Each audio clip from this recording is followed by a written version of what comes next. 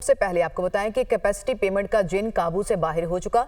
गुज़िश्ता साल आईपीपी से 1198 अरब रुपए की बिजली खरीदारी की गई, मगर 3127 अरब रुपए की अदायगियां की गईं। गुज़िश्ता एक साल में आईपीपी को बिजली खरीदे बगैर 1929 अरब रुपए की कैपेसिटी पेमेंट की गई है। इसी से मुतालिक मजीद हम बातचीत करेंगे। ब्यूरो चीफ इस्लामाबाद अदील वड़ाइश ने हमें ज्वाइन किया है। अदील, ये जो इंकशाफात आपने बताए, इसकी मजीद क्या तफसीलात हैं आपके पास? देखें, जो कैपेसिटी पेमेंट का जिन है जिसने हमारे पावर सेक्टर और हमारी जो मईशत है इसको जकड़ के रखा हुआ है, इसमें जो इंकशाफात सामने आए हैं, इसमें हम गुज़िश्ता बरस यानी माली साल 2023-24 की अगर हम बात करें तो इसमें हमने जो अदायगियाँ की हैं इन आईपीपीज़ को, 101 आईपीपीज़ को, ये अदायगियाँ 3127 अरब रुपए हैं। जबकि इनमें से जो बिजली की असल कीमत है, जो पैदावारी लागत इन कंपनियों की आई, वो 1198 यानी तकरीबन 1200 अरब रुपए थी। और गुज़िश्ता एक साल के दौरान हमने इन आईपीपीज़ को जो कैपेसिटी पेमेंट दी वो 1929 अरब रुपए अदा किए गए।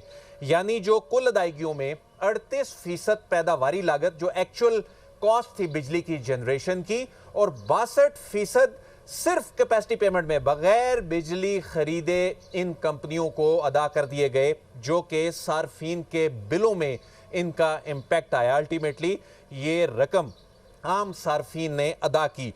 तो 85% आईपीपीज़ ऐसे हैं जिनकी जो पैदावार है वो 50% से कम रही, मगर जो इनको अदायगियां हैं वो 100% की गई।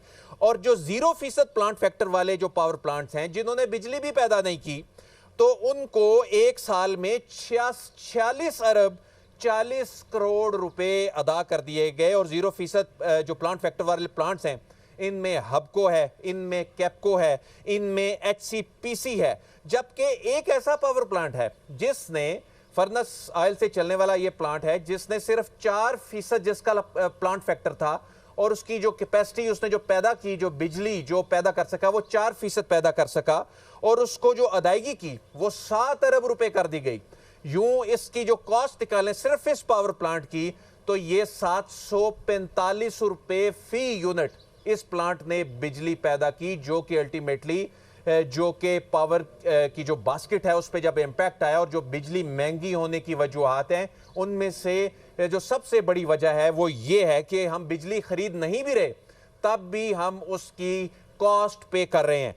तो जो 8% पैदावार वाला एक नंदीपुर पावर प्लांट है, 15 अरब रुपए की इसको सिर्फ कैपेसिटी पेमेंट अदा कर दी गई। यानी 15 अरब रुपए जो नंदीपुर को अदा किए गए, ये बिजली इससे खरीदी नहीं गई, लेकिन चूंकि ऐसे मुआहिदे इन कंपनियों के साथ हुए हुए हैं कि इनको हम बिजली खरीदें या ना खरीदें, और इसमें से औसतन हम अगर हम निकालें तो ये ओवरऑल औसतन 47% बनता है। ये मैक्सिमम अगर सारे पावर प्लांट्स की अगर हम जनरेशन को देखें, लेकिन हम जो पेमेंट कर रहे हैं वो 100% की कर रहे हैं।